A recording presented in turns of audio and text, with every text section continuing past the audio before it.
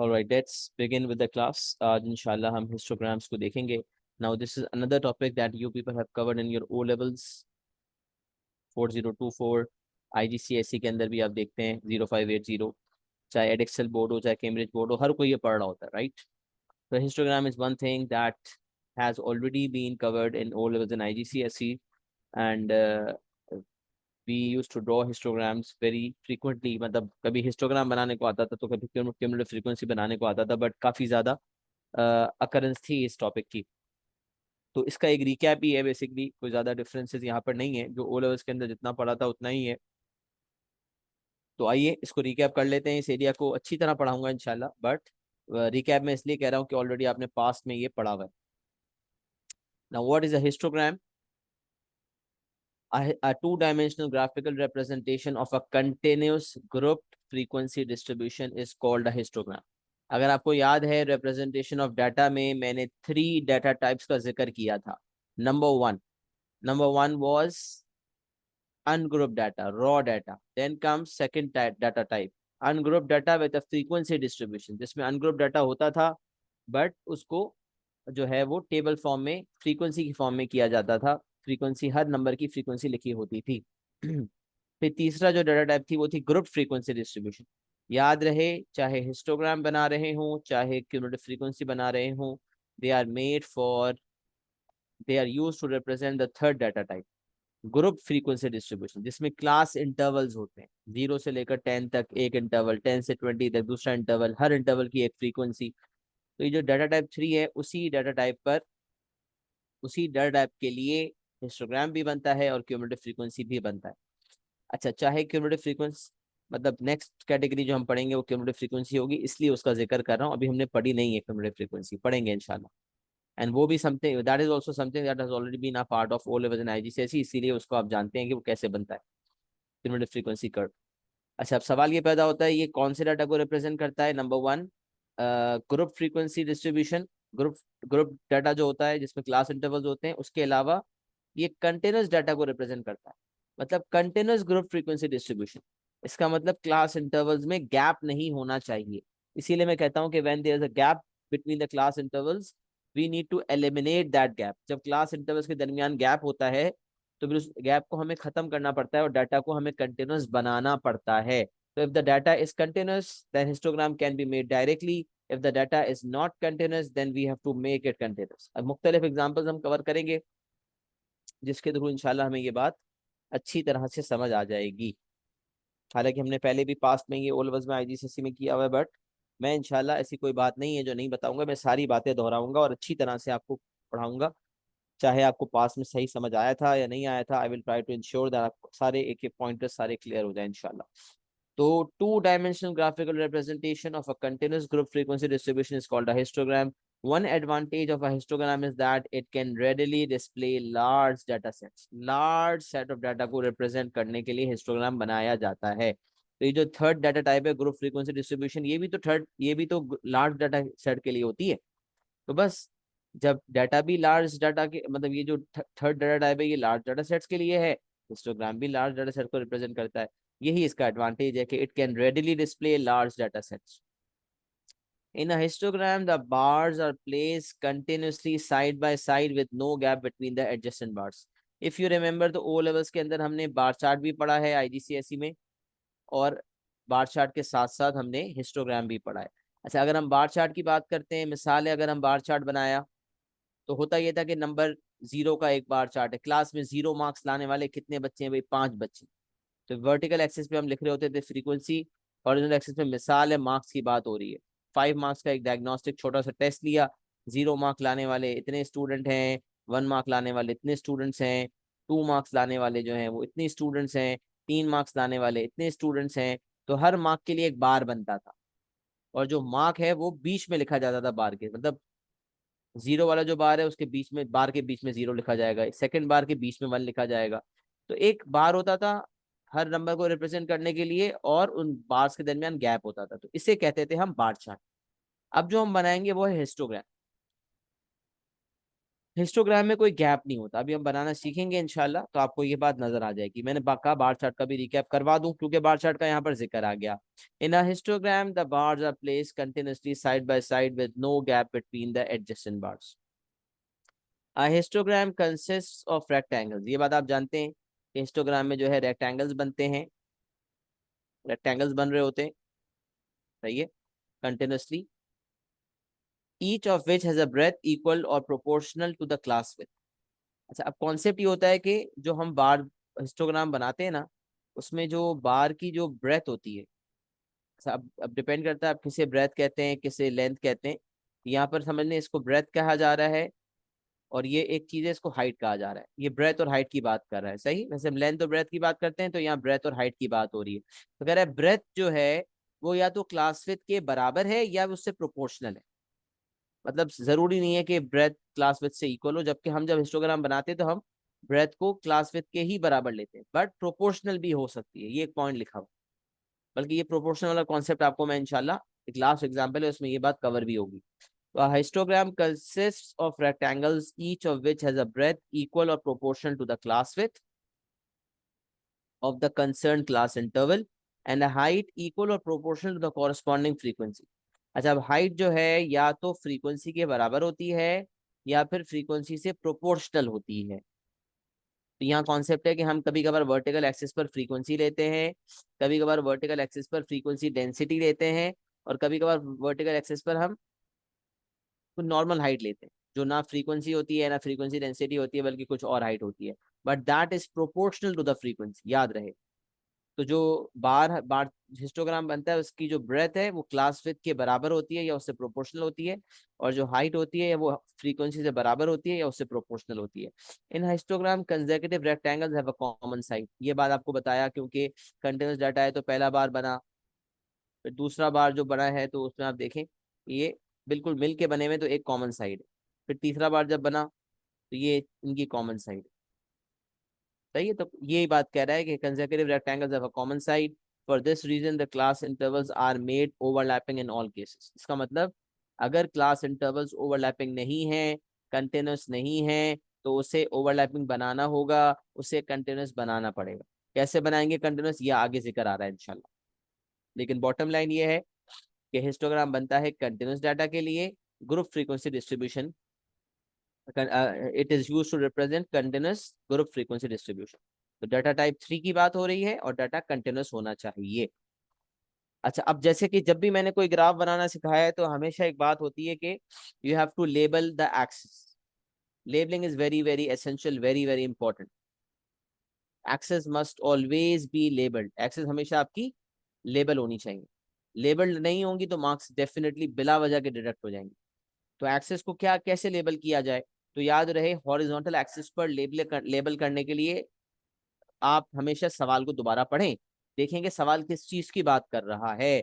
Horizontal axis is labelled with what the data represents.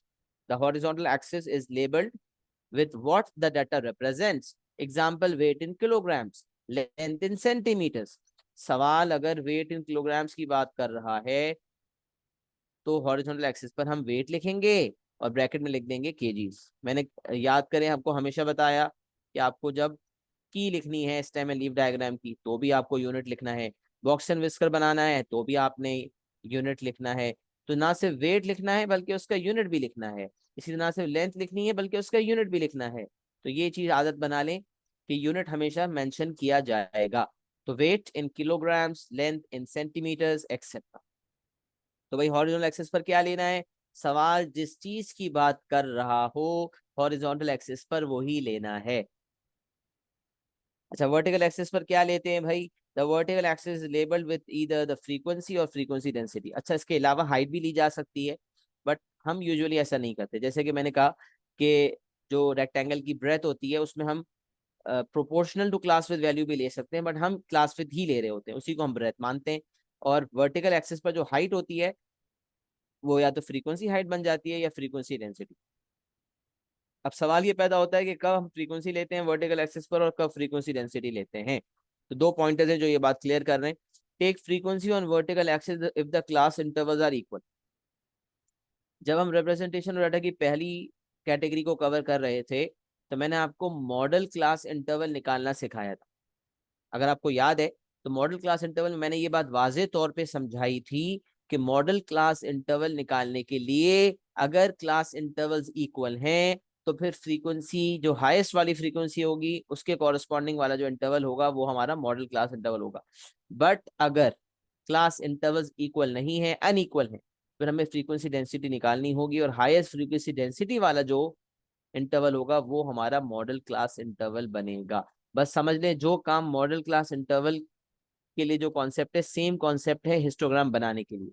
अगर आपके class intervals equal हैं, मतलब क्या है भाई, 0 से 10, तो आप नोट करें 10 - 0 क्लास विथ इज 10। फिर आप देखें 10 से लेकर 20 तक क्लास विथ फिर 10, फिर 20 से लेकर 25 तक आ गया, तब क्लास विथ 5 हो गई। आपने कहा ये तो क्लास विथ बदल गई, तो याद रखें अगर क्लास विथ बदलेगी, एक भी क्लास विद अगर अलग है तो फिर वर्टिकल एक्सिस पर फ्रीक्वेंसी नहीं लेंगे बल्कि फ्रीक्वेंसी डेंसिटी लेंगे। फ्रीक्वेंसी डेंसिटी है फ्रीक्वेंसी अपॉन क्लास, शायद मैंने पहले भी बताया था। Frequency density is frequency upon class with, और इसको अगर सोचा जाए तो this is frequency per unit class with. मतलब अगर 5 क्लास विद पर 10 फ्रीक्वेंसी है तो एक क्लास विद पे कितने फ्रीक्वेंसी होगी, हमने कहा 10/5, तो ये आ जाएगा 2। इसका मतलब 2 units of frequency per unit class. So this is what is frequency density? It is frequency per unit class width. Formula is frequency upon class width.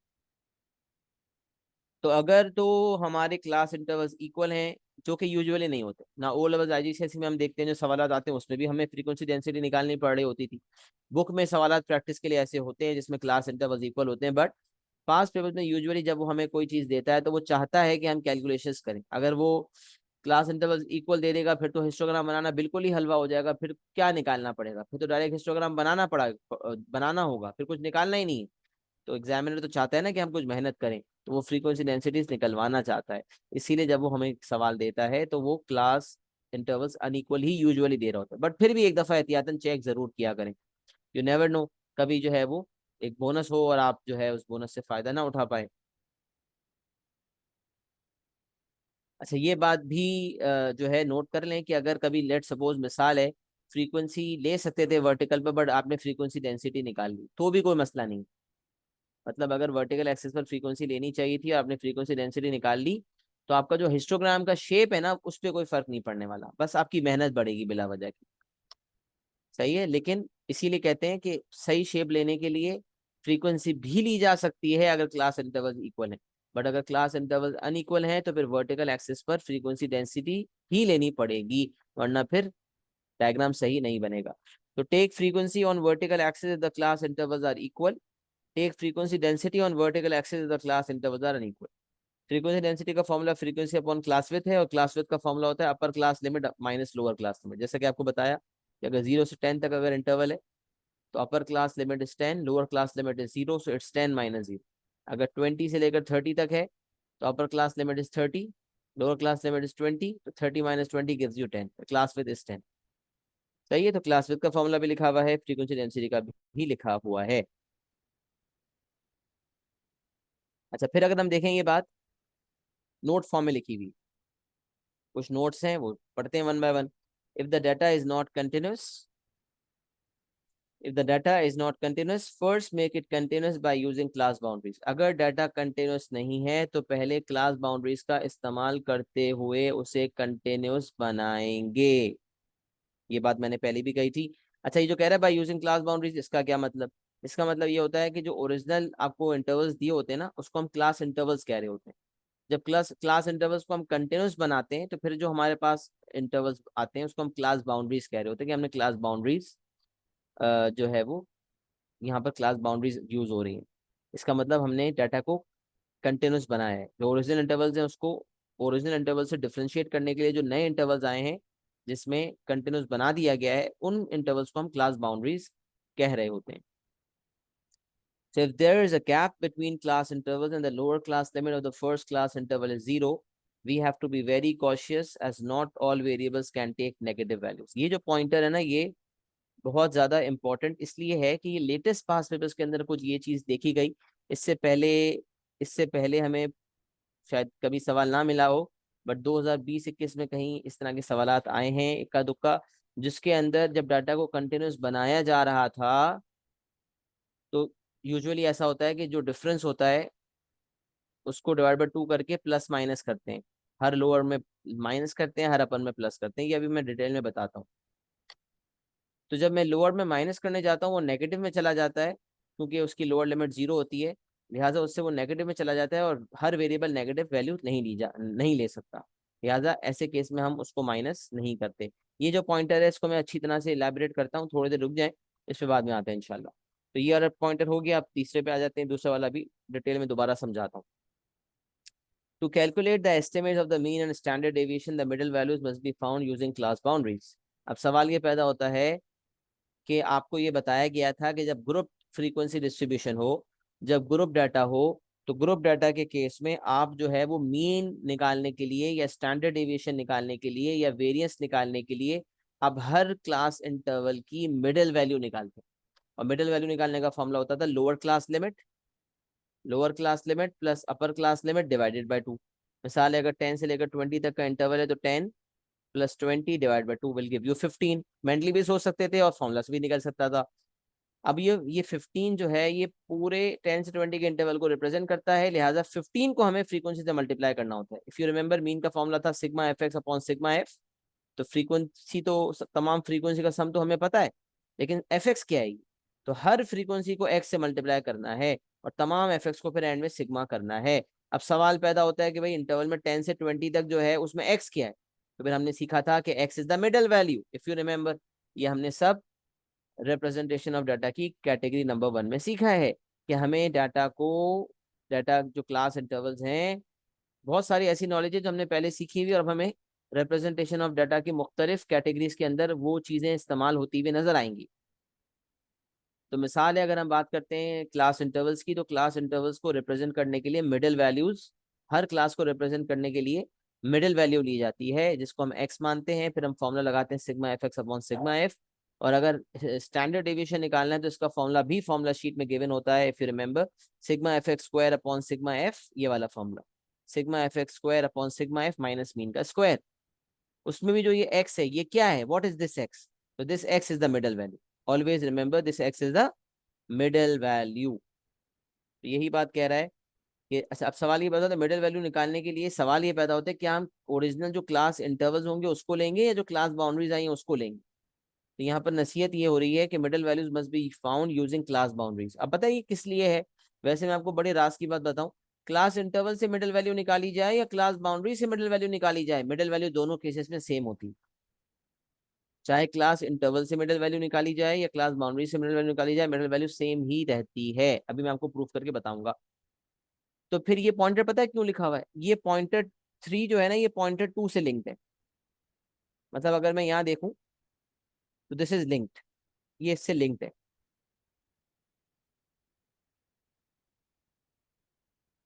ये लिंक्ड है, सही है। अच्छा, अब लिंक्ड है, क्या लिंक है इनका क्या लिंक है? सवाल ये बता, इन दोनों के दरमियान क्या लिंक है? तो ये बात कह रहा है middle values must be found using class boundaries. ये सिर्फ तब कह रहा है कि middle values must be found using class boundaries, ये सिर्फ उस केस में कह रहा है जब ये वाला मामला पेश आए जो कि पॉइंटर नंबर 2 बता रहा है। और पॉइंट नंबर 2 क्या बता रहा है ये अभी हम थोड़ी देर में डिस्कस करते हैं। तो मिडिल वैल्यू वैसे क्लास इंटरवल्स के थ्रू निकाली जाए, क्लास बाउंड्रीज के थ्रू निकाली जाए, सेम आती है। बट एक स्पेसिफिक इंस्टेंस ऐसा है जिसमें पहला जो इंटरवल होता है उससे जब मिडिल वैल्यू निकाली जाती है तो इंटरवल से कुछ और आती है, बाउंड्री से, क्लास बाउंड्री से कुछ और आती है। उस केस में तरजीह किसे देनी है? उस केस में मिडिल वैल्यू के लिए क्लास बाउंड्रीज को तरजीह देनी है। ये पॉसिबल के जो कुछ सवालात लेटेस्ट में आए उसको मद्देनजर रखते हुए ये दो नोट्स बनाए गए ताकि उस चीज को केटर किया जा सके। और स्पेसिफिकली जब वो सवालात आप करेंगे तो आपको खुद याद आ जाएगी ये बातें इंशाल्लाह, अगर आपने नोट सही से पढ़े और क्लास सही से ली है तो। अच्छा, अब हम आ जाते हैं पॉइंटर नंबर 4 पे। पॉइंटर 2 और 3 पे थोड़ी सी बात हम और करते हैं इंशाल्लाह। Label the axes for sure, labelling जरूर करनी है, else a mark would be deducted. ये बात तो मैं आपको बार बार बता रहा हूँ, तो ये बात दोबारा यही बता दी। अच्छा, अगर इक्वल क्लास इंटरवल्स हैं तो हर बार की जो हाइट है वो फ्रीक्वेंसी के बराबर होगी। ये बात आपको बता दी। Height of each bar is equal to frequency, and for unequal class intervals height of each bar will be equal to frequency density. अगर क्लास इंटरवल्स इक्वल हैं तो हाइट ऑफ ईच बार, मतलब वर्टिकल एक्सिस पर हम क्या लेते हैं, equal class interval के केस में फ्रीक्वेंसी लेते हैं। इसका मतलब हर बार की जो हाइट होती है वो फ्रीक्वेंसी के बराबर होती है। अनइक्वल क्लास इंटरवल्स के केस में जो हाइट है ना, जो हाइट है ना, वो तो फ्रीक्वेंसी डेंसिटी के बराबर है। तो ये बात मैं लिख देता हूँ,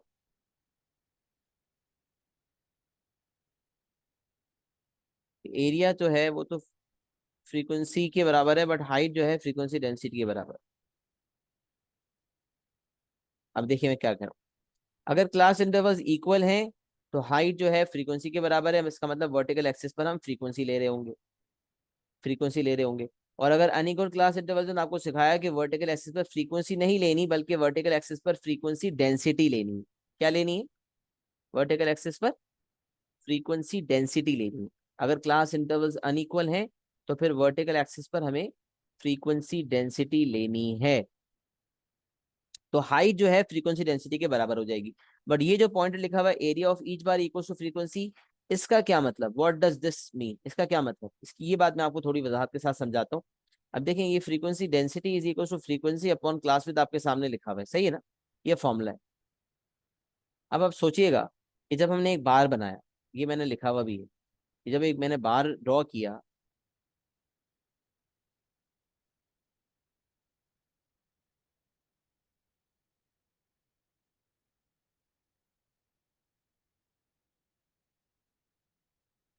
ये हमने एक बार ड्रॉ किया, सही है। अब मुझे बताएं, ये जो बार है उसके अंदर ये जो चीज है ये क्या है? ये क्लास विड्थ है। और जो वर्टिकल वाली है वो क्या है? Frequency density. अब अगर मैं इस बार का एरिया निकालना चाहता हूँ, तो एरिया निकालने का फॉर्मूला होता है base multiply by height, breath multiply by height कह लें, लेंथ मल्टीप्लाई बाय ब्रेथ कह लें। तो मैं सी डब्ल्यू को एफ डी से मल्टीप्लाई करूंगा, तो जब मैं क्लास विथ को फ्रीक्वेंसी डेंसिटी से मल्टीप्लाई करूंगा तो मुझे क्या हासिल हो जाएगी? मुझे एरिया हासिल होगा। एरिया निकालना हो लेंथ इंटू ब्रेथ से, तो लेंथ जो है वो क्लास विथ है और जो ब्रेथ है वो फ्रीक्वेंसी डेंसिटी है, या ब्रेथ क्लास विथ है और हाइट फ्रीक्वेंसी डेंसिटी है। तो जब सी डब्ल्यू को एफ डी से मल्टीप्लाई करूंगा तो एरिया मिल जाएगा। और फॉर्मूला के मुताबिक देखा जाए कि क्लास विथ जब फ्रीक्वेंसी डेंसिटी से मल्टीप्लाई होती है तो फ्रीक्वेंसी मिलती है। जब फ्रीक्वेंसी डेंसिटी का formula frequency upon class with है, जब फ्रीक्वेंसी डेंसिटी का formula frequency upon class with है, तो फ्रीक्वेंसी का फॉर्मूला क्या हो जाएगा अगर इसको सब्जेक्ट बना दिया जाए? Frequency density multiply by class width. तो फ्रीक्वेंसी डेंसिटी को क्लास विथ से मल्टीप्लाई करते हैं तो मुझे फ्रीक्वेंसी पता चल जाती है। तो अगर कभी मुझे हिस्टोग्राम बना के दिया, कुछ सवाल ऐसे होते हैं जिसमें हिस्टोग्राम बनाया हुआ होता है और मुझसे कहा जाता है भाई फ्रीक्वेंसी निकालो, तो फिर हम क्या करते हैं, हम फ्रीक्वेंसी डेंसिटी को क्लास विथ से मल्टीप्लाई करके फ्रीक्वेंसी निकाल लेते हैं। और एक बात और भी आपके जहन में आनी चाहिए, वो ये कि जो फ्रीक्वेंसी डेंसिटी और क्लास विथ जब मल्टीप्लाई की जाती है तो हमें एरिया भी मिल जाता है हर बार। तो क्यों भाई? क्योंकि देखें, ब्रेथ आपकी क्लास विथ है और हाइट आपकी फ्रीक्वेंसी डेंसिटी है। क्लास विथ तो फ्रीक्वेंसी डेंसिटी मल्टीप्लाई होगी तो रेक्टेंगल का एरिया आ जाएगा। तो एफ डी इंटू सी डब्ल्यू is the area of each bar. तो पता चला कि अगर हमें हिस्टोग्राम बना के दिया हुआ हो और वर्टिकल एक्सिस पर फ्रीक्वेंसी डेंसिटी हो और हॉरिजॉन्टल एक्सिस पर क्लास विथ दिख रही हो, तो उस केस में जब हम हर बार का एरिया निकालेंगे तो हमें फ्रीक्वेंसी पता चलेगी। ये इंपॉर्टेंट है, ये बहुत इंपॉर्टेंट बात है कि हॉरिजॉन्टल एक्सिस पर क्लास हॉरिजॉन्टल बार में जो हॉरिजॉन्टली है वो क्लास विथ हो और वर्टिकली जो है फ्रीक्वेंसी डेंसिटी हो, तब हम जब हर बार का एरिया निकालेंगे तो हमें उस बार की फ्रीक्वेंसी का पता चल जाएगा। तो बहुत सारे सवाल होते हैं जिसमें हिस्टोग्राम बना हुआ होता है और हमें फ्रीक्वेंसी निकालनी होती है, तो आसान भाषा में we are going to find the area of each bar and that area is going to be our frequency.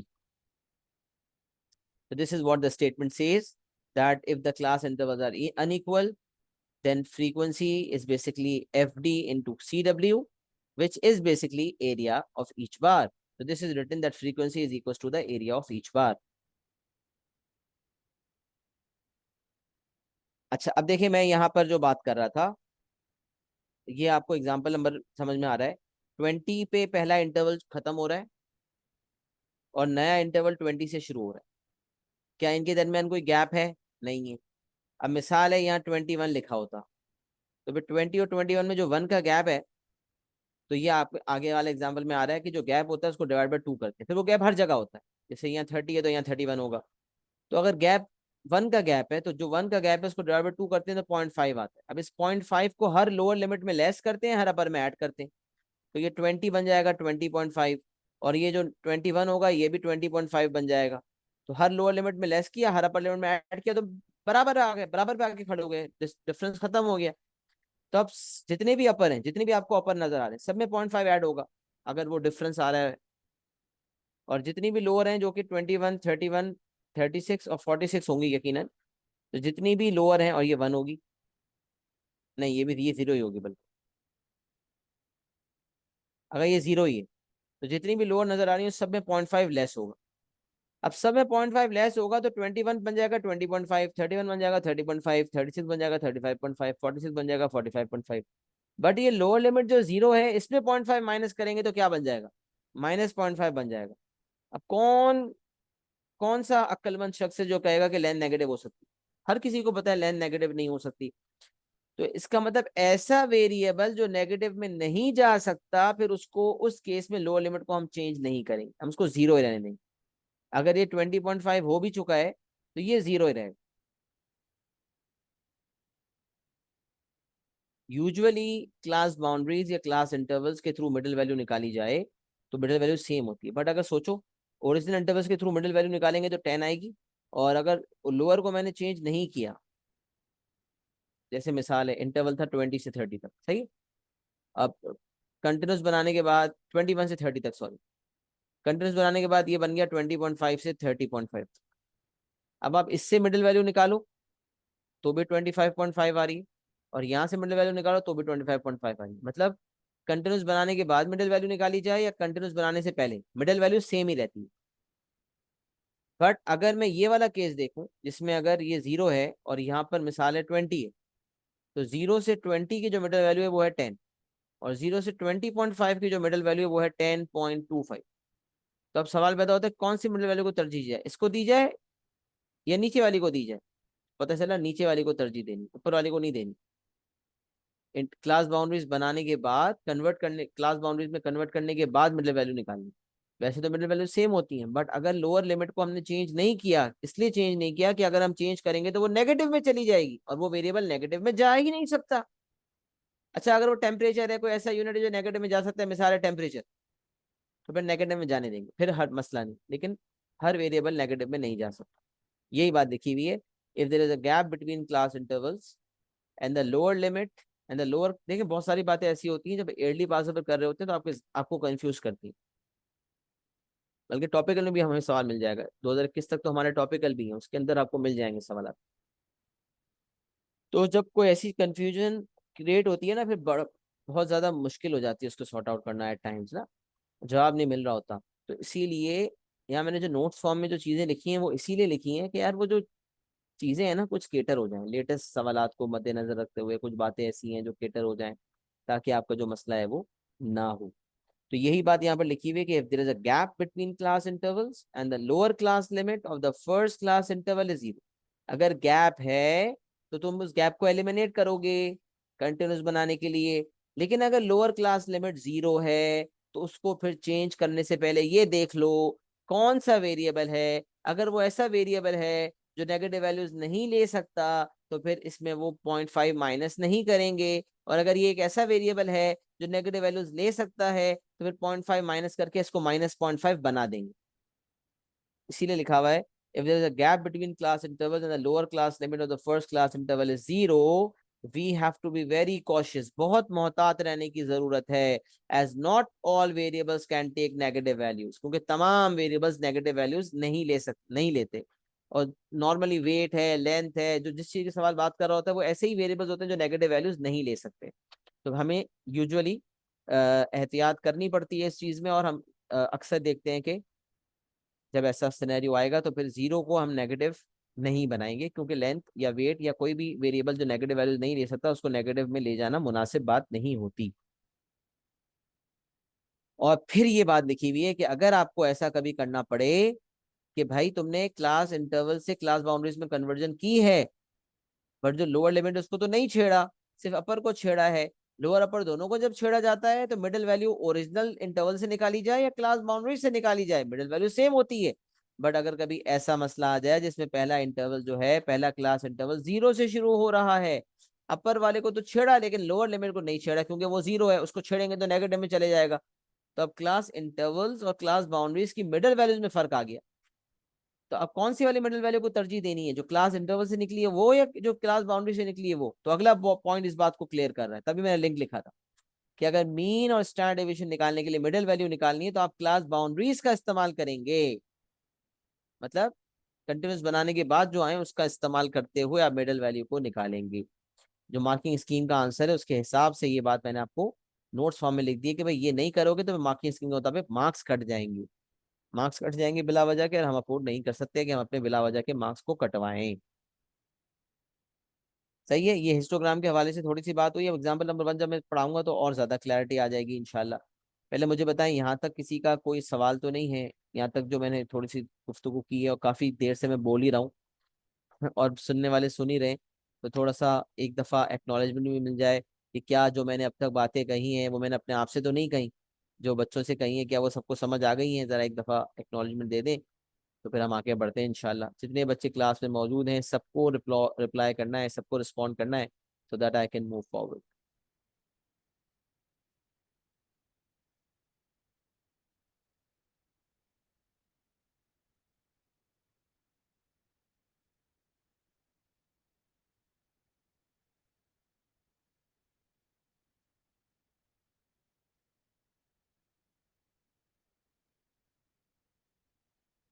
चलें, ईशान आपका जवाब नहीं आया, बाकी सबने जवाब दे दिया।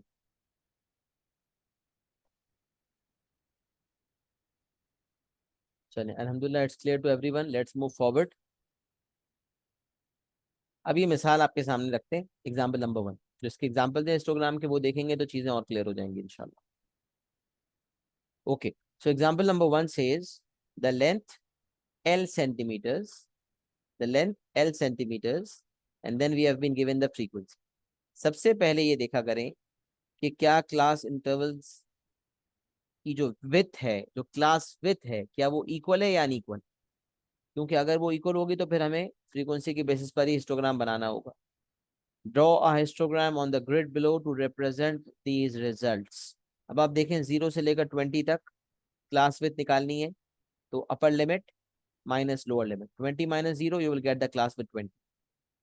अच्छा, यहाँ 30 और 20 में डिफरेंस देखें तो 30 minus 20 is 10, 35 minus 30 is 5, 45 minus 35 is 10, and 60 minus 45 is 15। अब देखें जो क्लास विथ्स हैं इसमें तो आपको बहुत मुख्तलिफ वेराइटीज नजर आ रही है, 5 भी है, 10 भी है, 15 भी है और 20 भी।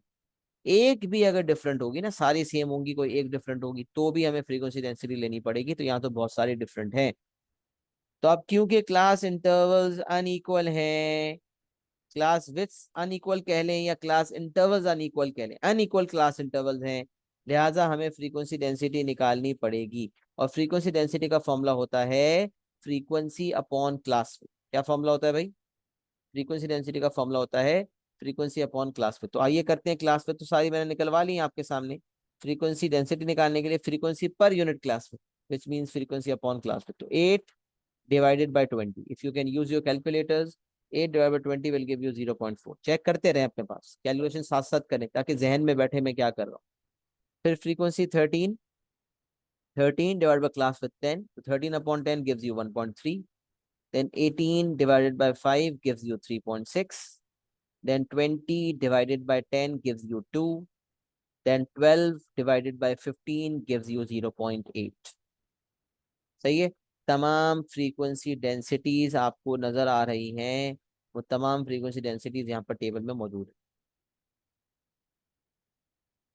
सही है जी। तो एग्जाम्पल नंबर 1 जो है उसके मुताबिक length in centimetres, and then frequency, and then last column में फ्रीक्वेंसी डेंसिटी, जिसके लिए फ्रीक्वेंसी डिवाइडेड बाय क्लास। और फिर आपके पास जब सारी फ्रीक्वेंसी डेंसिटीज आ गई हैं, अब ये फ्रीक्वेंसी डेंसिटी ली जाएंगी वर्टिकल एक्सिस पर, और ये क्लास इंटरवल्स दिए जाएंगे हॉरिजॉन्टल एक्सिस पर। तो आप पता है क्या करेंगे? सबसे पहले दो एक्सिस बनेंगे। अच्छा, ये बात मैंने पहले भी शायद बताई है या नहीं बताई, मैं फिर बता देता हूँ कि अभी तो देखें 0 से शुरुआत हो रही है। अगर शुरुआत मिसाल 30 से होती तो अब क्या करते? तो उसके कई ऑप्शंस होते हैं। ये जर्क लाइन बनाते हैं जिसको हार्ट बीट का साइन कहा जाता है, कि भाई हम जो है डायरेक्टली एक हार्ट बीट का साइन बनाते हैं। Jerk line, jagged line, broken line, heart beat sign, अलग अलग नामों से उसको बुलाया जाता है। कोई कुछ कहता है, कोई कुछ कहता है। तो अब ये डायरेक्टली जंप लगता है इससे, और 0 के बाद डायरेक्ट 30 का जंप आता है, और 30 के बाद फिर हम लीनियर स्केल फॉलो करते हैं। मतलब 1 सेंटीमीटर इक्वल टू 10 यूनिट्स, या 2 सेंटीमीटर इक्वल टू 10 यूनिट्स, जो भी होता है मुनासिब उसके हिसाब से लिखो। फिर अगर पहला बार 30 ऑनवर्ड्स होता तो फिर 30 ऑनवर्ड्स चल रहे होते। एक तो ये तरीका होता है। इसमें भी क्या होता है, कुछ ब्लॉक ज़ाया हो जाते हैं। और एक जो गलत तरीका होता है वो ये बच्चे करते हैं, 0 के बाद फौरन 1 सेंटीमीटर के बाद 30 लिख देते हैं, फिर 1 सेंटीमीटर के बाद 40 लिखते हैं। अब ये लीनियर स्केल नहीं रहता, यहाँ मार्क्स कट जाते हैं। ये तो बिल्कुल ही रॉन्ग है, क्योंकि यहाँ 30 यूनिट्स का फासला आ रहा है और यहाँ 10 का फासला आ रहा है। तो ये लीनियर स्केल नहीं रहता, सिर्फ पहली दफा बढ़ मारने की वजह से। तो ये तो मार्क्स कटने का सबब बन जाता है। तो ये तो हम कर ही नहीं सकते। तो एक ऑप्शन ये होता है कि आप इसे जर्क लाइन बनाएं, दूसरा ऑप्शन ये होता है कि आप 0, 10, 20, 30 सब लिखें, और ये सारी जगह जो है ना खाली छोड़ें।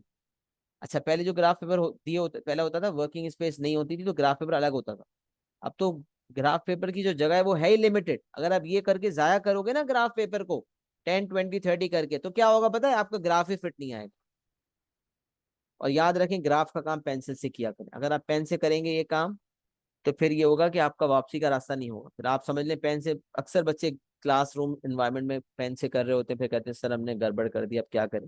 मैं कहा अब क्या करें, अब तुम लोग काटो उसको, एग्जाम में नहीं करना है ऐसा बढ़। इसीलिए मैं कहता हूँ डायग्राम्स को पेंसिल से बनाएं। अच्छा, पेंसिल से बनाने के बाद हिस्टोग्राम को शेड करने का भी कहा जाता है। वजह क्या है, क्योंकि आपके पेपर स्कैन होते हैं। शेडिंग करने से ये होता है कि अगर पेंसिल थोड़ी लाइट भी पड़ जाए, या हल्की लाइट भी है, वैसे तो डार्क पेंसिल लें, जिसको एग्जामिनर कहते हैं HB पेंसिल लें, हार्ड ब्लैक पेंसिल लें। अगर हार्ड ब्लैक पेंसिल है तो इंशाल्लाह विजिबिलिटी आ जाएगी, बट एहतियातन अगर आप हिस्टोग्राम बना रहे हैं तो एंड में उसको शेड कर दें। शेड पेंसिल से ही करें, लाइंस बना दें या शेडिंग कर दें। वजह यह है कि विजिबिलिटी क्लियर आ जाए, क्योंकि आपके पेपर स्कैन होते हैं, स्कैन होने के बाद चेक होता है। इससे ये होता है कि मसला नहीं होता। तो अब मैं बात कर रहा था मुख्तलिफ ऑप्शंस की। तो ये जो ऑप्शन है कि 0 के बाद डायरेक्ट 30, ये तो बिल्कुल गलत है, इसमें मार्क्स कट जाएंगे। फिर एक ऑप्शन 10, 20, 30, अब ये भी मुमकिन नहीं है। क्यों नहीं, क्योंकि जगह ही नहीं होती इतनी कि आप जाया करो। और एक ऑप्शन ये है कि आप डायरेक्टली जर्क लाइन बना के 30 से जम मारो। ये ऑप्शन अच्छा है, लेकिन इसमें भी कुछ ब्लॉक जाया होते हैं। सबसे जो बेस्ट ऑप्शन है वो ये है कि आप फॉल्स ओरिजिन कर दो। मतलब हॉरिजॉन्टल की शुरुआत ही आप 30 से करो, वर्टिकल की शुरुआत 0 से करो। यहाँ 30 लिख दिया, अब 1 सेंटीमीटर इक्वल टू 10 यूनिट्स, 40, 50, ये बेस्ट है। चार चीजें हो सकती थी। पहली चीज गलत है कॉन्सेप्चुअली, मार्क्स कटेंगे।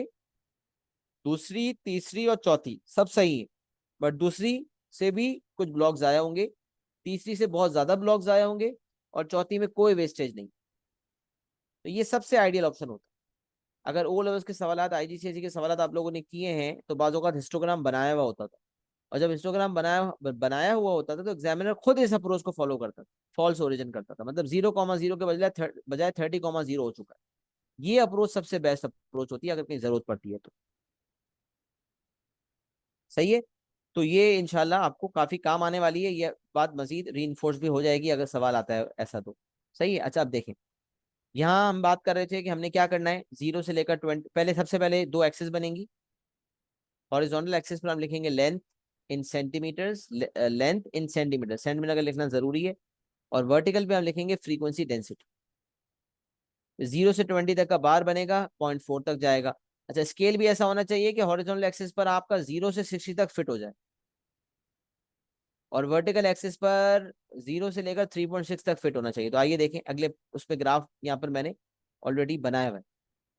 मतलब ये जो एग्जाम्पल है उसके अंदर ये सॉल्व एग्जाम्पल ही है। तो अब देखें यहाँ पर हॉरिजॉन्टल एक्सिस पर लेबलिंग क्या है, लेंथ इन सेंटीमीटर, जरूरी था यूनिट लिखना, लेबलिंग जरूरी थी। फिर वर्टिकल पे आप देखें लिखा हुआ है फ्रीक्वेंसी डेंसिटी। अच्छा, 3.6 तक जाना था, तो यहाँ 4 तक चले गए। 2 सेंटीमीटर इक्वल टू 1 यूनिट। तो ये याद रखें, 2 सेंटीमीटर में 10 स्मॉल ब्लॉक्स होते हैं। ये दो एक, दो, तीन, चार, पांच। तो 2 सेंटीमीटर हैं 1 यूनिट के लिए, इसका मतलब 10 स्मॉल ब्लॉक्स है। तो एक स्मॉल ब्लॉक 0.1 का हो जाएगा, ये निकाल भी लिया करें। 10 small blocks is equal to 1। तो 1 स्मॉल ब्लॉक इक्वल्स 1/10। यूजुअली ये बातें हम ओ लेवल्स में कर किए हुए होते हैं। ए लेवल्स के बच्चे को इतनी बेसिक बातें तो पता ही होती हैं, बट फिर भी मैं री कर देता हूँ अगर किसी को मसला है। एक स्मॉल ब्लॉक 0.1 का हो गया, तो 0, 0.1, 0.2, 0.3, 0.4, 0.5। अच्छा, फिर 1, 2, 3, 4 तक मामला पहुंचा दिया। फ्रीक्वेंसी डेंसिटी वर्टिकल एक्सिस पर लेबलिंग कर ली। हॉरिजॉन्टल पे लेबलिंग कर ली लेंथ इन सेंटीमीटर्स,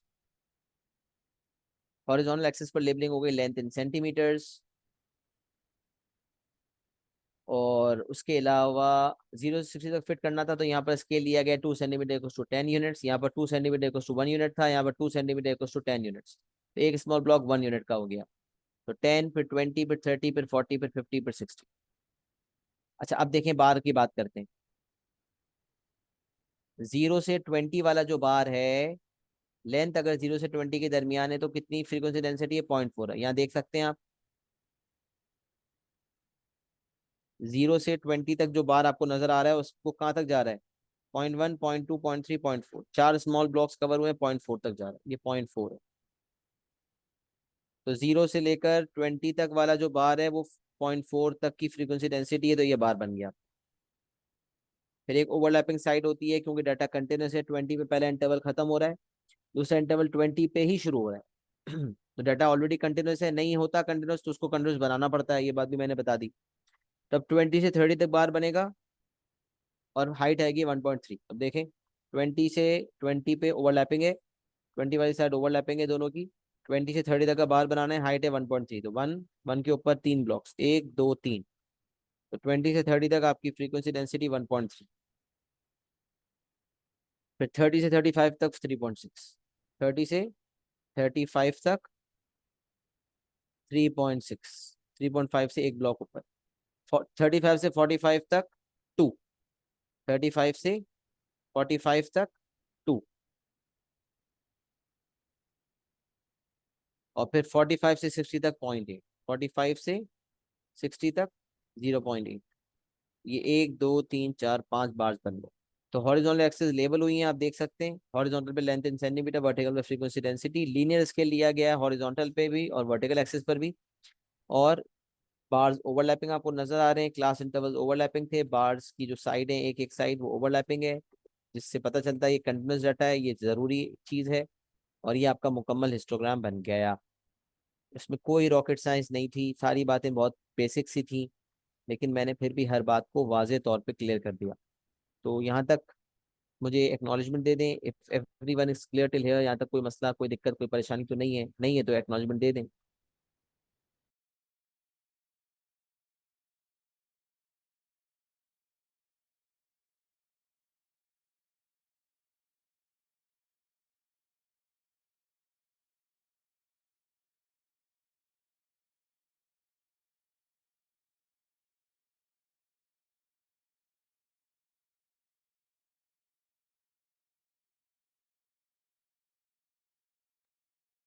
अगर क्लास विथ इक्वल है, क्लास विथ इक्वल है, तो उस केस में तो फिर फ्रीक्वेंसी डेंसिटी निकालने की जरूरत ही नहीं है ना, फिर फ्रीक्वेंसी से काम हो जाएगा। जैसे अगर सारी 20 20 की होती, 20 20 20 20 20 20 20। सर वैसे फ्रीक्वेंसी पॉलीगॉन सिलेबस का पार्ट है क्या? नहीं, फ्रीक्वेंसी पॉलीगॉन ओ लेवल्स के सिलेबस का पार्ट था। ए लेवल्स के S1 में फ्रीक्वेंसी पॉलीगॉन का कोई जिक्र नहीं। सही है।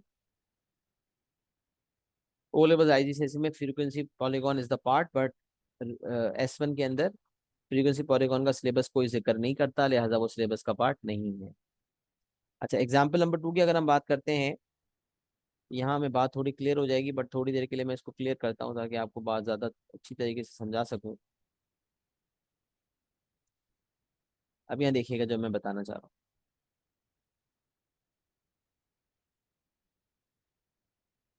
अच्छा जी, the following table gives the marks out of 100 in a mathematics examination taken by 260 students. अब एक एग्जाम है जो आउट ऑफ 100 है, और मैथ्स का वो एग्जाम 260 स्टूडेंट्स ने लिया है। इसका मतलब है तमाम स्टूडेंट्स मिला के, तमाम कैटेगरी की जो फ्रीक्वेंसी है उसको मिला के 260 आना चाहिए। आप चेक भी कर सकते हैं, 30 + 50 80, +40 120, 120 + 100 220, एंड 220 + 40 इज 260। अच्छा अब सवाल ये पैदा होता है कि सबसे बड़ा मसला, सबसे पहली चीज ये देखा करें, चाहे आपको हिस्टोग्राम बनाना हो या अगली जो कैटेगरी है क्यूमुलेटिव फ्रीक्वेंसी कर्व्स, चाहे वो बनाना हो, आपको सबसे पहले ये देखना होता है कि क्या आपका जो इंटरवल है वो इक्वल, क्या आपके क्लास इंटरवल्स जो हैं वो नहीं, क्या आपकी जो आपका जो डाटा है वो कंटिन्यूस है या कंटिन्यूस नहीं है? तो यहाँ पर अगर आप देखें तो आपका डाटा कंटिन्यूस नहीं है। 30 से 39 तक है, तो अगला फिर 40 पे शुरू है। यहाँ आपको 1 का गैप नजर आ रहा है। फिर यहाँ पर आप देखें 40 से 49 है, तो ये 50 से शुरू हो रहा है। यहाँ फिर 1 का गैप नजर आ रहा है, यहाँ फिर 1 का गैप नजर आ रहा है। अच्छा, गैप कंसिस्टेंटली सेम ही होगा, ऐसा नहीं हो सकता कि कहीं गैप कुछ और हो, कहीं कुछ और गैप हो। कुछ बच्चे सवाल पूछते हैं कि सर गैप अलग अलग होगा या सेम होगा, गैप सेम ही होता है। अच्छा, अब जो गैप होता है ना, याद रखें, जब दो लोगों में भी डिफरेंसेस होते हैं ना, तो सुलह कराने का तरीका ये नहीं होता कि हम एक को बोलें कि भाई सारे मामला। अब 3 तरीके हो सकते हैं। दो लड़के हैं, ए मिस्टर बी, उनमें अली और अहमद में लड़ाई हुई। अब भाई क्या क्या वजह है? तो अली अली के कुछ मामला हैं भाई। अली बोल रहा है कि मैं ये नहीं करने दूंगा। अहमद कह रहा है मैं ये नहीं करने दूंगा। दोनों की अपनी अपनी कुछ बातें। तो हाँ, एक बात तो ये हो सकती है कि हम कहें भाई सिर्फ अली ही की माननी जाए, अली की सारी बातें सुन ली जाएं और दोस्ती करा दी जाए। और एक पॉसिबिलिटी है कि अहमद की सारी बातें सुन ली जाएं और दोस्ती करा दी जाए। और एक पॉसिबिलिटी है कि भाई थोड़ा सा कॉपरेट अली करेगा, थोड़ा कॉपरेट अहमद करेगा, और दोनों हाथ मिला लेंगे। कहते हैं ना, ताली दो हाथ से बजती है। तो दो तरफ से चेंज आ रहा होता है, दो तरफ से मामला होते हैं। सिमिलरली यहाँ भी ऐसा ही है। अगर पहला इंटरवल 39 पे खत्म हो रहा है और दूसरा इंटरवल 40 पे शुरू हो रहा है, तो हम ऐसा नहीं है कि इस 39 को 40 कर देंगे या इस 40 को 39 कर देंगे, बल्कि हम कहेंगे भाई तुम दोनों को अगर मिलना है ना, तो एक कदम तुम बढ़ाओ, एक कदम तुम बढ़ाओ। जैसे बात, 39 अगर एक कदम बढ़ाएगा तो आगे की तरफ बढ़ाएगा, 40 एक कदम बढ़ाएगा तो पीछे की तरफ बढ़ाएगा। 40 पीछे आएगा, 39 ऊपर आएगा, तब जाके 39.5 पे मिल जाएंगे। तो इसीलिए कहते हैं कि जहां पहला इंटरवल, पहली क्लास इंटरवल का जहां इख्तिताम हो रहा हो, फर्स्ट क्लास इंटरवल जहां एंड हो रहा है, और सेकंड क्लास इंटरवल जहां शुरू हो रहा है, उसका गैप नोट कर लें। क्या कर लें? गैप। फिर जो गैप है उसके दो टुकड़े करें, डिवाइड बाई 2 कर दें उस गैप, तो 0.5 आ गया।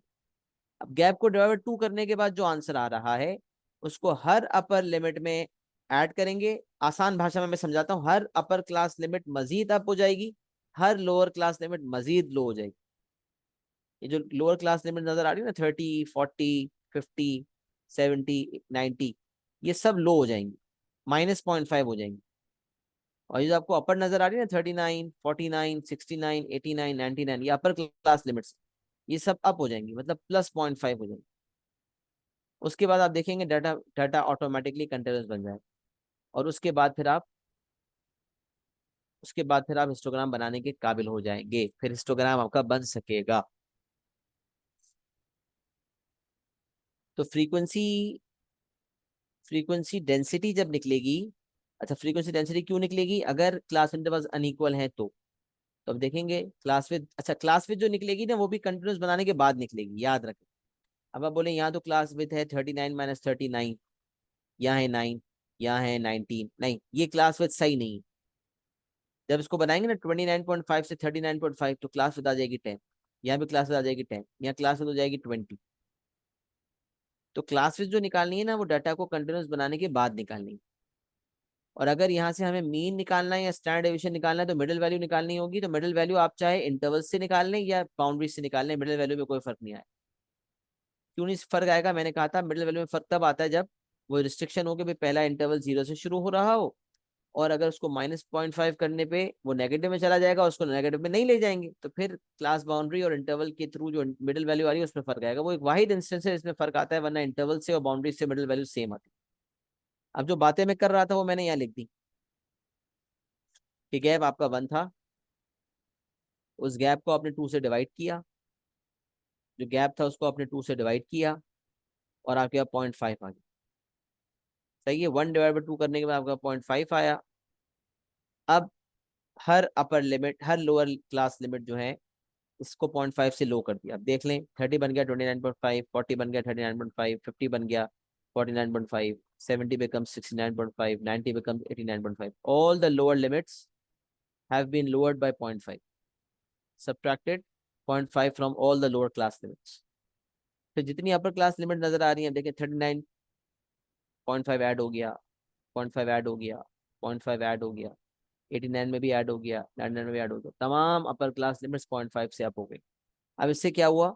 डाटा कंटिन्यूस बन गया। पहला, अब ये जो आई है ना, इसको कहेंगे क्लास बाउंड्रीज। ये क्या कहलाती हैं? ये कहलाती है क्लास बाउंड्रीज। ये जो है ओरिजिनल, ये क्या कहलाते हैं? ये कहलाते हैं क्लास इंटरवल्स। ओरिजिनल जो दिए हुए हैं वो कहलाते हैं क्लास इंटरवल्स। जो रिवाइज्ड है उसको हम क्या कहेंगे, उसको हम कहेंगे क्लास बाउंड्रीज। क्लास बाउंड्रीज में डाटा क्या हो गया, कंटिन्यूस हो गया। तो अब क्लास बाउंड्रीज को इस्तेमाल करते हुए हमारा हिस्टोग्राम बनेगा। क्लास बाउंड्रीज को, ये क्लास बाउंड्रीज हैं, क्लास बाउंड्रीज हैं, क्लास बाउंड्रीज को इस्तेमाल करते हुए हमारा हिस्टोग्राम बनेगा। मिडिल वैल्यू निकालनी है तो आप देख लें, 30 प्लस 39 डिवाइड बाई 2 करें या 29.5 प्लस 39.5 डिवाइड 2 करें, मिडिल वैल्यू सेम आएगी। वजह बताऊं, देखिए इस 39 में 0.5 ऐड हुआ है, इस 30 में 0.5 सब्ट्रैक्ट हुआ। तो 30 और 39 का सम अगर 69 है तो 29.5 और 39.5 का सम भी 69 होगा। तो सम करके डिवाइड बाई 2 करने से मिडिल वैल्यू आती है ना। तो 69 दोनों का टोटल है, लिहाजा मिडिल वैल्यू दोनों से सेम आई। तो क्लास इंटरवल से मिडिल वैल्यू निकाली जाए या क्लास बाउंड्री से निकाली जाए, मिडिल वैल्यू पे कोई फर्क नहीं आएगा। अलबत्ता एक वाहिद इंस्टेंस है जो मैंने नोट में लिखा हुआ था जिसके अंदर फर्क आ जाता है, और वो ये था कि अगर लोअर लिमिट 0 होती और उसमें 0.5 सब्ट्रैक्ट हम नहीं कर रहे होते तो फिर इंटरवल्स और बाउंड्रीज में मिडिल वैल्यू का फर्क आता, एक ही जगह मिडिल वैल्यू का फर्क आता। फिर किसको तरजीह देते, फिर क्लास बाउंड्रीज से जो मिडिल वैल्यू निकलती है उसको तरजीह देते। ये नोट फॉर्म में लिख दिए, बार बार इसको रिपीट भी कर दिया। बहरहाल यहाँ पर ऐसा कोई मामला नहीं है, 5 नंबर के अंदर सवाल आएगा तो आप उसको देख सकते हैं। अच्छा, अब सवाल ये पैदा होता है जो क्लास बाउंड्रीज आई हैं, इसका मतलब अब क्लास बाउंड्रीज बनाने के बाद डाटा कंटिन्यूस बन गया है, इसी को इस्तेमाल करते हुए हिस्टोग्राम बनेगा, इसी को इस्तेमाल करते हुए क्लास विद भी निकलेंगी। तो क्लास विद मैंने यहाँ लिखी भी नहीं है, लेकिन अगर आप क्लास विद लिखते हैं तो क्लास विद कितनी होगी भाई, क्लास विद होगी 10। यहाँ क्या होगी 10, यहाँ क्या होगी 20, यहाँ क्या होगी 20, यहाँ क्या होगी 10। अच्छा, फ्रीक्वेंसी डेंसिटी निकालने का फॉर्मूला क्या होता है, फ्रीक्वेंसी अपॉन क्लास विद। तो फ्रीक्वेंसी कितनी है 30, फ्रीक्वेंसी अपॉन क्लास विद करेंगे तो 30 अपॉन 10 गिव्स यू 3, 50 अपॉन 10 करेंगे गिव्स यू 5, 40 अपॉन 20 करेंगे गिव्स यू 2, 100 अपॉन 20 करेंगे गिव्स यू 5, 40 अपॉन 10 करेंगे गिव्स यू 4। तो you have got frequency density. Is it possible for the questions to have different gaps at different places, मैंने ये पहले ही जवाब दे दिया इसका, पहले ही जवाब दे दिया। अगर आपने सुना हो, शायद मिस कर दिया, लेकिन मैंने ये बात कह दी थी। कुछ बच्चे पूछते हैं क्या ये गैप अलग अलग हो सकता है, यहाँ 1 का गैप है यहाँ 2 का, नहीं भाई, गैप अनइक्वल नहीं होगा। यूजुअली तो गैप होता भी 1 ही है, इसलिए 0.5 ऐड सब्ट्रैक्ट करते हैं, बट ये फर्ज नहीं है। गैप कुछ और हो सकता है बट कंसिस्टेंटली हर जगह फिर उतना ही गैप होता है। तो गैप अगर 10 है तो फिर हर जगह 10 का गैप होगा, तो डिवाइड बाय 2 करने की वजह से 5 प्लस माइनस करेंगे, हर लोअर लिमिट 5 से लेस होगी, हर अपर लिमिट 5 से ऐड होगी। मैंने एक जनरल रूलिंग बता दी है कि जो गैप होता है उसको डिवाइड बाय 2 करते हैं, और उससे फिर जो वैल्यू आती है उससे हर लोअर लिमिट को लेस करते हैं, हर अपर लिमिट को ऐड करते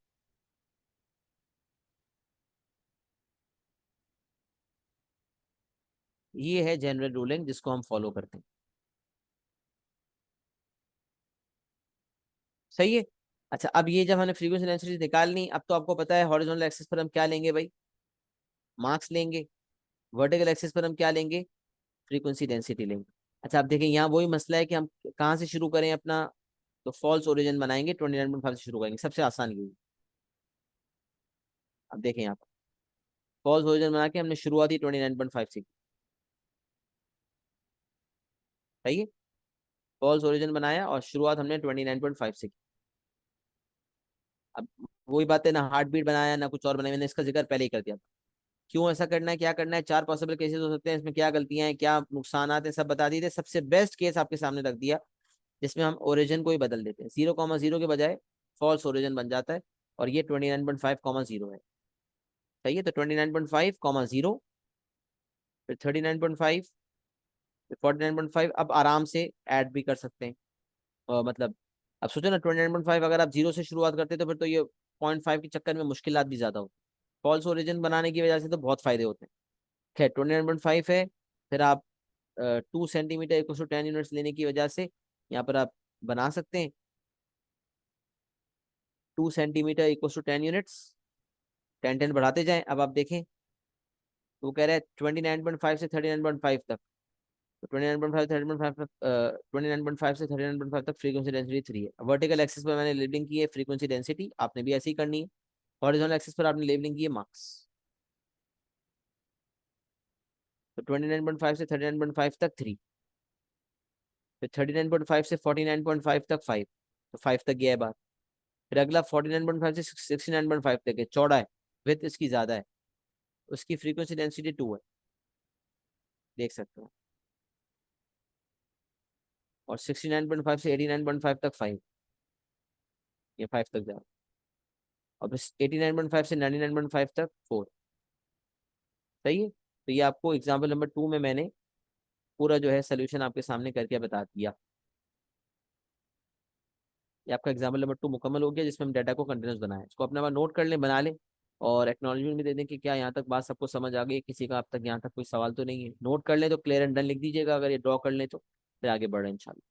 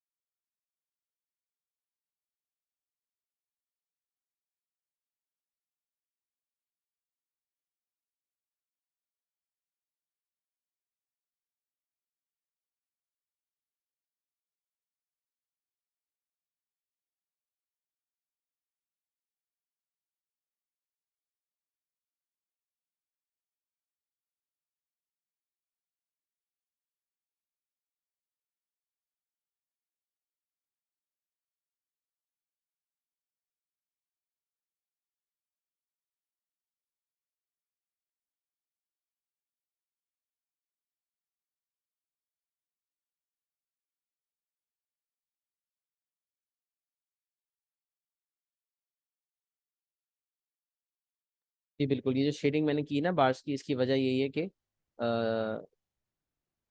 ये सफा your question is, yes I got the question. बिल्कुल इसीलिए होती है कि अगर आपकी पेंसिल इतनी इनफ डार्क है तो खाली बार से भी काम हो जाता है। ये मैंने कहा ना, बार्स की शेडिंग की असल वजह ये होती है ताकि विजिबिलिटी बढ़ जाए। सही है, तो number 1 you have to use pencil. याद रखें, कोई भी डायग्राम का काम करेंगे ना पेंसिल से करेंगे, क्योंकि गलती होगी तो मिटाने का चांस होगा।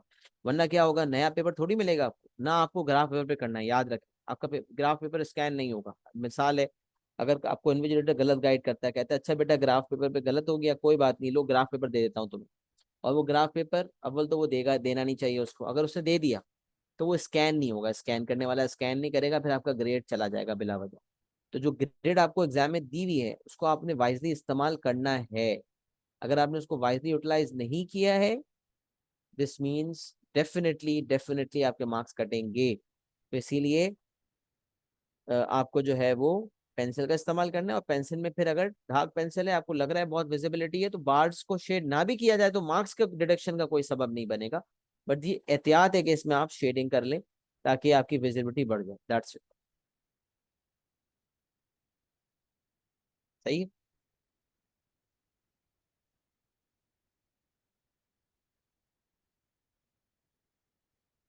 अच्छा, अब लास्ट एग्जाम्पल की तरफ बढ़ते हैं।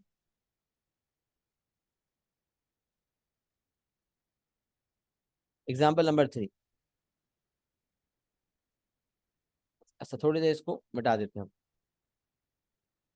The table summarises the times that 260 people took to travel to work on a particular day. The table summarizes the times that 260 people took to travel to work on a particular day. Now time t minutes. अब time 30 से लेकर 40 तक, frequency है 30।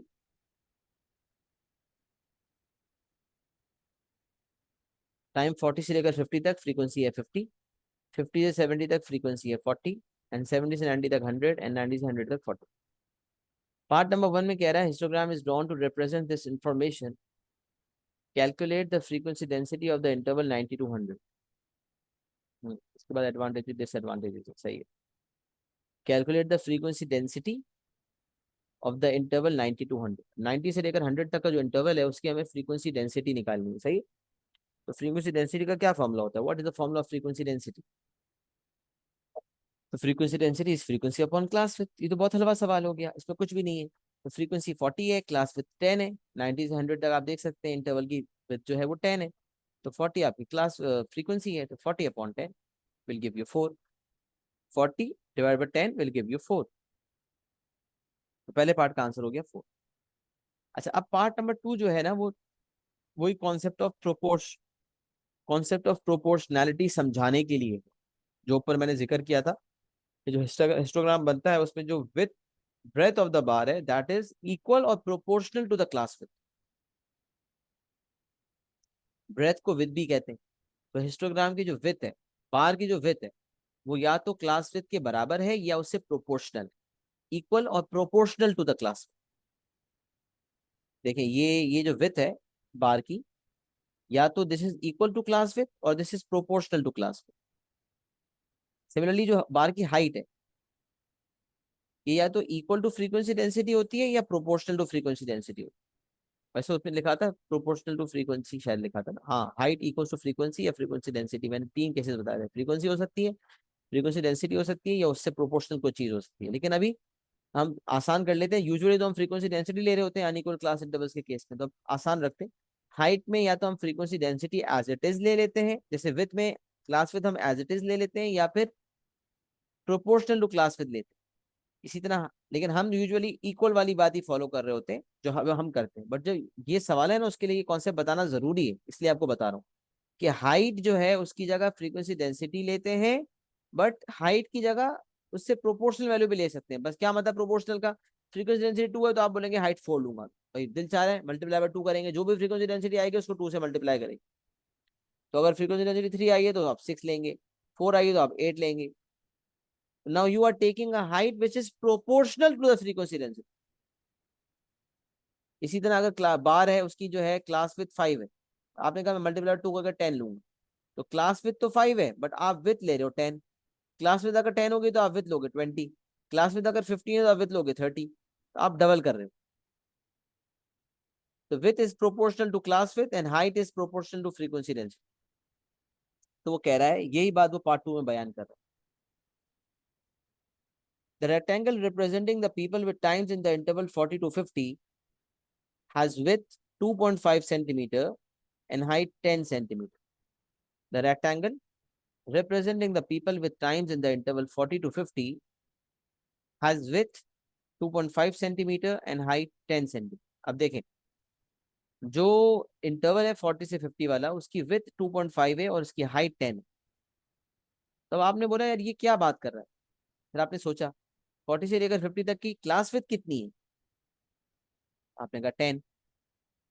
आपके जहन में आया class with 10 है, तो आपने कहा यार मैं जब बार चार्ट बनाता हूँ, सॉरी जब मैं हिस्टोग्राम बनाता हूँ, तो मैं तो उसकी विथ उतनी लेता हूँ जितनी क्लास विथ होती है ना। ऐसे ही करते हैं, 40 से शुरू करते हैं, 50 पे खत्म करते हैं, क्लास विथ 10 होती है। और हम इसी तरह ही बनाएंगे, हम कोई और होशियारी नहीं करेंगे। हमने तो किसी और तरीके से सीखा भी नहीं है, ना हमें सीखना है। हमें इस तरह के सवाल देखने के लिए इस चीज को समझना है कि जो विथ है वो क्लास विथ से प्रोपोर्शनल ली जा सकती है।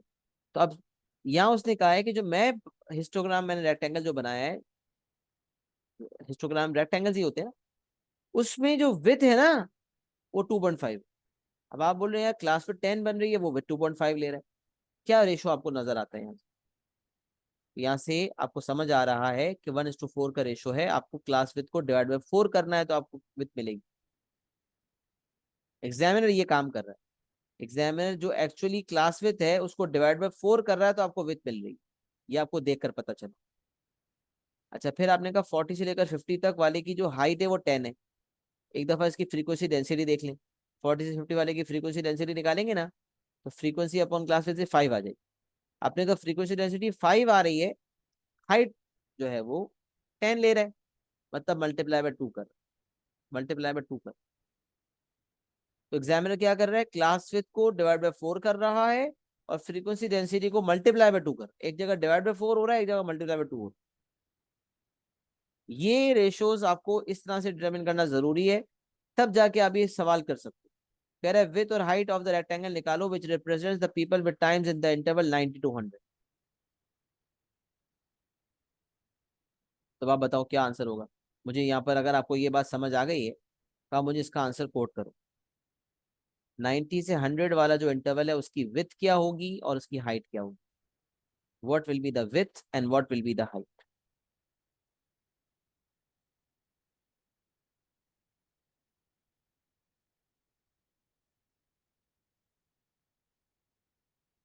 जरा मुझे यहाँ पर अपने आंसर्स दें कि अगर उसने कहा 40 से 50 वाला जो इंटरवल है उसकी विथ 2.5 है, हाइट 10 है, तो जो नया क्लास इंटरवल आपके सामने दिया हुआ है 90 से 10, ये वाला जो बार है, ये जो रेक्टेंगल बनेगा इसकी विथ क्या होगी और हाइट क्या होगी। जरा इसका जवाब दें।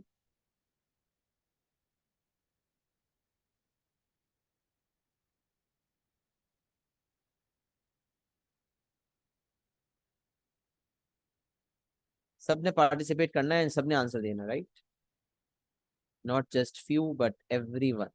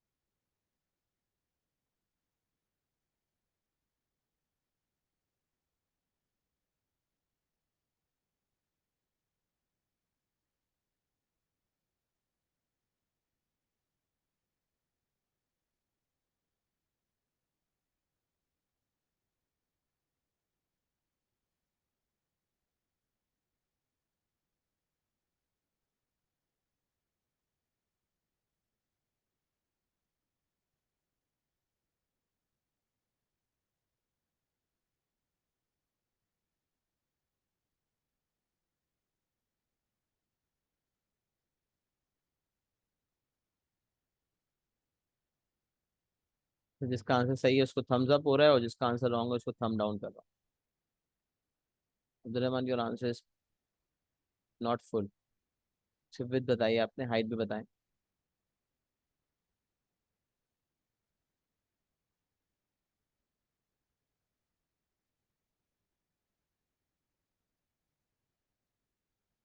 लेकिन ये मेरी बात पे गौर करें।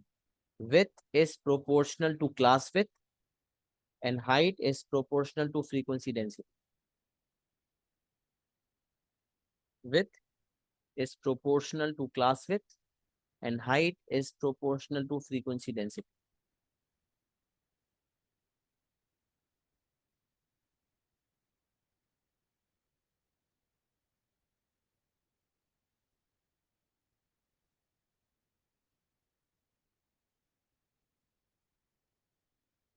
देखें, आप लोग देख नहीं रहे, कंपैरिजन सही से नहीं कर पा रहे, कहीं गड़बड़ हो रही है। जो 40 से 50 वाला इंटरवल है उसको देखें पहले। सही, अक्सर बच्चों का जवाब सही नहीं आ रहा। 40 से 50 तक जो इंटरवल है उसकी विथ कितनी है, 2.5। तो अगर आप हिस्टोग्राम बनाते तो आप विथ कितनी लेते, तो आप बोलते हैं यार जितनी क्लास विथ है उतनी ही लेता, आप 10 लेते। सही है। 40 से 50 के दरमियान डिफरेंस है 50 माइनस 40 यानी कि 10। तो क्लास विथ आप 10 लेते, लेकिन एग्जामिनर ने जब इस वाले इंटरवल के लिए हिस्टोग्राम बनाया, तो जो रेक्टेंगल बनाया उसकी उसकी जो विथ है वो 10 होनी चाहिए थी, बट उसने 2.5 थी, इसलिए उसने लिखा भी, तो वो विथ 2.5 है।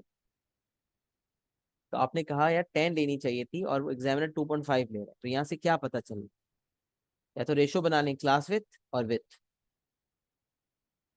अगर क्लास विथ जो है वो 10 है तो विथ 2.5 ली जा रही है। तो अगर किसी और इंटरवल का पूछा जा रहा है तो उसकी क्लास विथ कितनी है, 90 से 100 वाले की क्लास विथ कितनी है, 10 है। 10 ही तो है, तो मैं मैच कर गई बात, 40 से 50 है, यहाँ भी 90 से 100 ही है, सेम सेम है। डिफरेंस होता तो फिर डिफरेंस ले लेते, यहाँ क्योंकि सेम है लिहाजा 90 से 100 वाले की जो विथ है वो भी 2.5 ही होगी, यहाँ तो कुछ करना ही नहीं पड़ रहा। अच्छा फिर हाइट की बात करते हैं, तो हाइट के लिए फ्रीक्वेंसी डेंसिटी को देखना है। फ्रीक्वेंसी डेंसिटी होती है frequency upon class with. Frequency 40 है upon class with 10, 40 upon 10 is 4। अब फ्रीक्वेंसी डेंसिटी कितनी है, 4 है। फ्रीक्वेंसी डेंसिटी है 4, फ्रीक्वेंसी अपॉन क्लास विथ, और आपकी फ्रीक्वेंसी डेंसिटी है 4। अच्छा फ्रीक्वेंसी डेंसिटी 4 है लेकिन हाइट कितनी ली, ओ सॉरी माय बैड, 40 से 50 वाले इंटरवल की बात हो रही है। फ्रीक्वेंसी अपॉन क्लास विथ, तो 50 अपॉन 10, 5। फ्रीक्वेंसी डेंसिटी है कितनी, 5, और एग्जामिनर हाइट कितनी ले रहा है, 10। क्या पता चल रहा है, मल्टीप्लाई बाय 2 करना। या तो आप डायरेक्टली मल्टीप्लाई बाय 2 कर दो, 90 से 100 की फ्रीक्वेंसी डेंसिटी निकालो, मल्टीप्लाई बाय 2 कर दो, या फिर रेशियो बना लो इस तरह से, frequency density and height. Frequency density अगर 5 है तो हाइट 10 है। तो अगर फ्रीक्वेंसी डेंसिटी 90 से 100 वाले इंटरवल की 40 अपॉन 10 4 है, तो फ्रीक्वेंसी डेंसिटी अगर 4 है तो हाइट कितनी होगी, एक्स। डायरेक्ट रेशियो देखो तो 1:2 का रेशियो है, तो यहाँ भी 1:2 8 कर दो, या फिर क्रॉस मल्टीप्लाई करो यूनिटरी अप्रोच से, तो एक्स की वैल्यू खुद ब खुद 8 आ जाएगी। आई डोंट थिंक इसमें कोई रॉकेट साइंस है। तो इसका मतलब 90 से 100 वाला जो इंटरवल है उसकी जो विथ है वो 2.5 ही होगी, और जो क्लास विथ और जो हाइट है, सॉरी 90 से 100 वाले की जो विथ है वो 2.5 ही रहेगी, और जो हाइट है वो हो जाएगी 8। Width equals 2.5 and height equals to 10, sorry 8। Width equals to 2.5, height equals to 8। अच्छा अब मैं आप सवाल पूछता हूँ, 70 से 90 वाला जो इंटरवल है, 70 टू 90, इस वाले इंटरवल की मुझे विथ भी बताओ और हाइट भी बताओ। चलो ये सवाल तुम लोग, दोबारा मैंने समझा दिया, एक और अटेम्प्ट दिया, अब आप लोग बताओ। 70 से 90 वाला जो इंटरवल है उसकी आप मुझे विथ भी बताओ और उसकी आप मुझे हाइट भी बताओ। यस, बताएं आप, आंसर सबने देना है। 70 से 90 वाले इंटरवल की विथ भी देनी है, हाइट भी देनी है।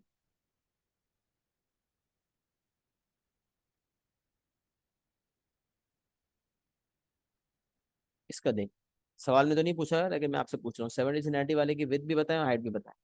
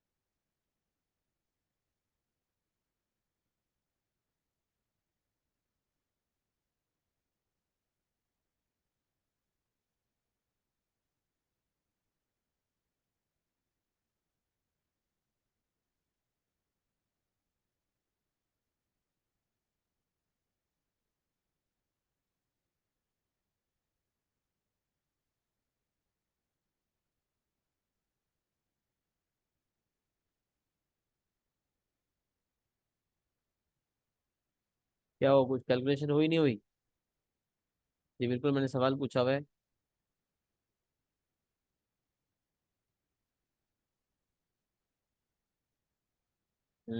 Now much you have got the right answer, very good.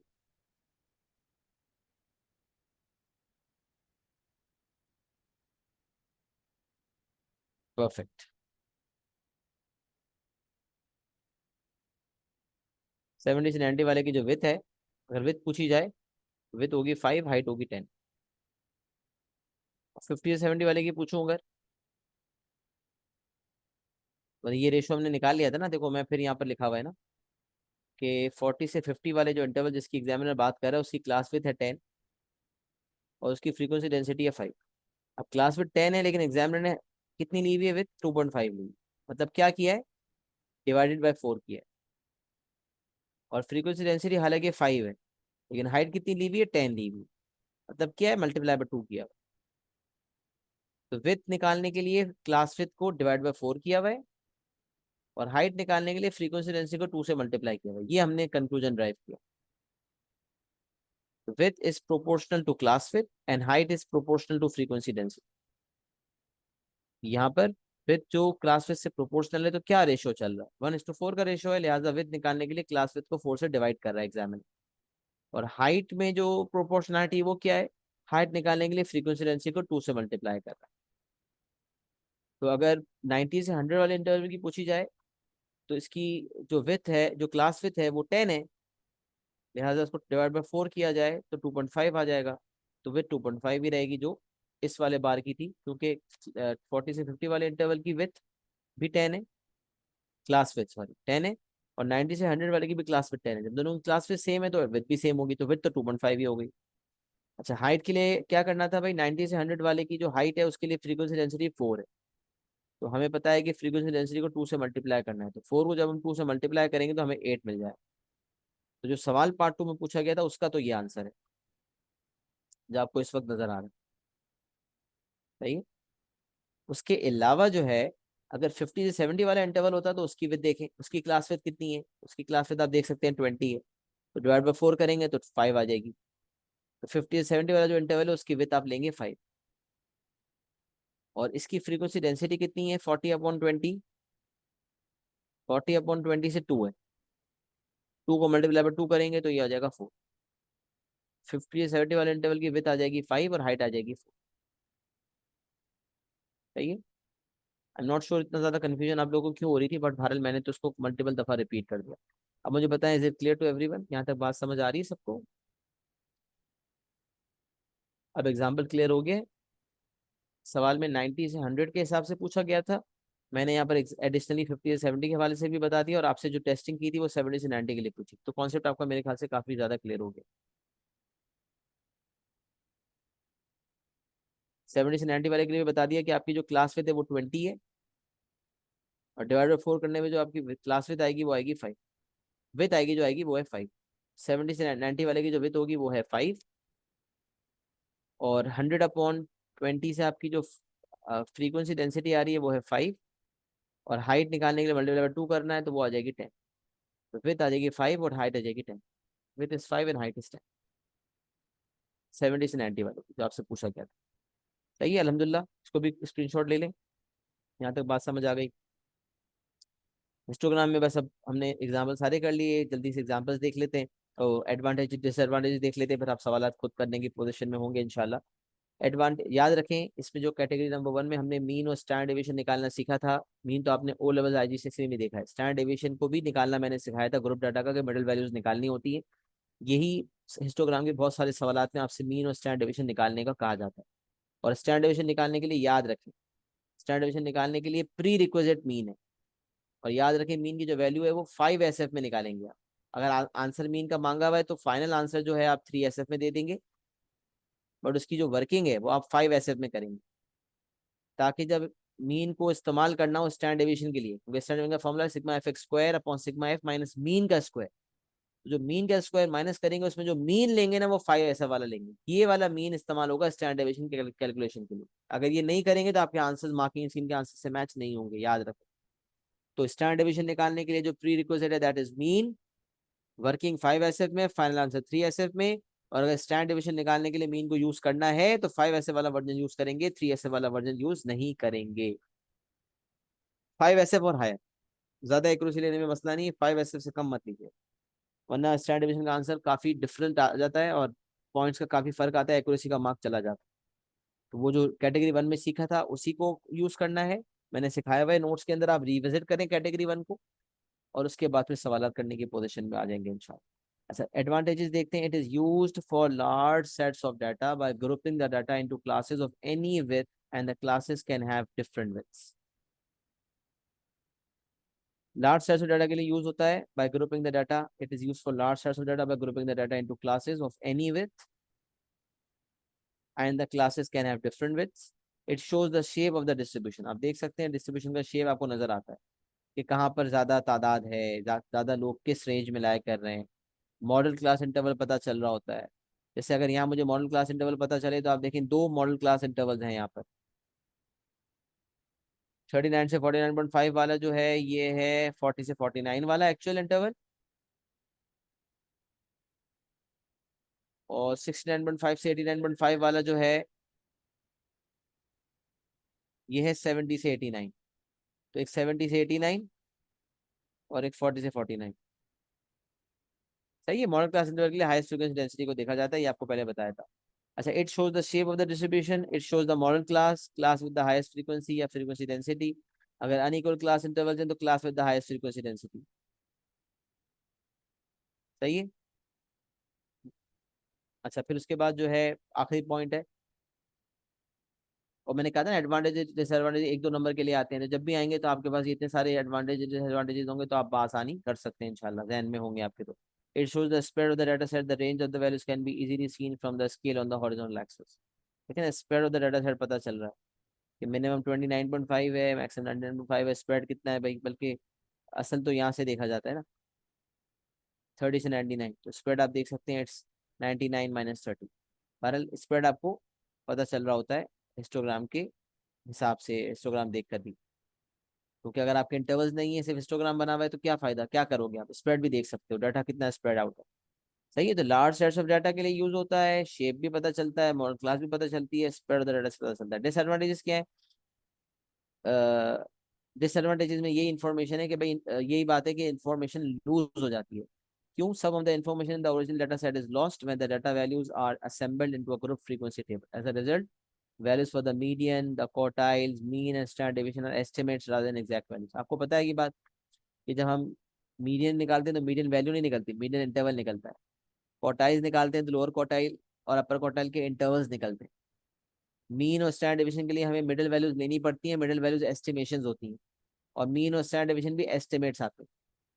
तो ये इसका मसला ये है कि जो 20 से 30 तक अगर उसने लिखा हुआ है कि फ्रीक्वेंसी 10 है, तो हमें ये नहीं पता कि 21 वाले कितने हैं, 22 वाले कितने हैं, 25 वाले कितने हैं, नहीं पता। 20 से 30 वाले मिला के 10 है, तो हम मिडिल वैल्यू लेते हैं 25, हम अज्यूम करते हैं कि इस डाटा को रिप्रेजेंट, इस इंटरवल को रिप्रेजेंट करने के लिए जो मिडिल वैल्यू है वो 25 है, और तमाम 10 की 10 वैल्यूज को हम 25 मानते हुए कैलकुलेशन करते हैं। तो ये एस्टिमेट्स आते हैं क्योंकि हमारे पास एक्चुअल डॉट डाटा नहीं है। तो याद रखें, जो थर्ड डाटा टाइप में इंटरवल्स में हम करते हैं जब, तो उससे हमारा डाटा लॉस्ट हो जाता है। Some of the information in the original data set is lost when the data values are assembled into a group frequency table. As a result, values for the median, quartiles, mean and standard deviation are estimates rather than exact values. ये advantage disadvantage कभी आए तो आप करने की position में है इंशाल्लाह। हिस्टोग्राम की अल्हम्दुलिल्लाह एक्सप्लेनेशन मुकम्मल हो गई है और आपको बात यकीनन समझ भी आ गई है। अब सवालात आप हिस्टोग्राम के करने की पोजीशन में हैं, सवालात करके लाइएगा, और यकीनन कोई मसला आए तो मुझसे पूछिएगा। कैटेगरी 1 वाली बात मैंने बता दी कि रिकैप कर लीजिएगा before moving on to the questions of histogram. और डेफिनेटली ग्राफ पेपर्स भी दिए हुए हैं, ग्रिड भी दी हुई है, उसमें आप ग्राफ्स बनाएं, प्रैक्टिस करें। कुछ बच्चे नहीं करते प्रैक्टिस, ये सोच करके एग्जाम में देखा जाएगा, नहीं, फिर हाथ नहीं चलता। प्रैक्टिस अभी से करेंगे ताकि आपका एग्जाम में हाथ चले। ज़्यादा से ज़्यादा हिस्टोग्राम बनाएं ताकि आपका हाथ बिल्कुल सेट हो जाए। अपना बहुत सारा ख्याल रखें, दुआ में मुझे याद रखें। अस्सलाम वालेकुम व रहमतुल्लाहि व बरकातहू।